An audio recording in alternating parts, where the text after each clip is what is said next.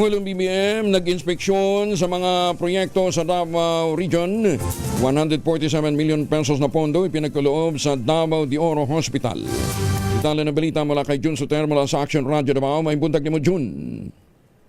Maayong buntag usab, Kuyang Angel. Bumisita si Pangulong Ferdinand Marcos Jr. sa Davao Region kahapon Martes, Hulyo 28 upang inspeksyonin ang mga pangunahing proyekto ng pamahalaan sa pabahay at serbisyong pangkalusugan isang araw matapos niyang ihatid ang kanyang ikalimang State of the Nation Address o SONA. Sa Davao City, ininspeksyon ng Pangulo ang People's Village 1, 2 at 3 4PH Housing Project sa Barangay Riverside, Kalinan District. Bahagi ito ng programa ng administrasyon na magbigay ng abot kaya at disenteng pabahay para sa mga kwalipikadong benepisyaryo. Mula rito, nagtungo naman si Pangulong Marcos sa Davao de Oro Provincial Hospital sa bayan ng Montevista kung saan ininspeksyon niya ang iba't ibang pasilidad ng ospital kabilang ang pediatrics surgery o bigayni at outpatient department. Sa naturang pagbisita, personal ding iniabot ng Pangulo kay Chief of Hospital Dr. Ferdinand Anthony Sibirano ang 147 milyong pundo na gagamitin sa pagpapalawak at pagpapabuti ng mga pasilidad at serbisyong medikal ng ospital. Habang pinasalamatan naman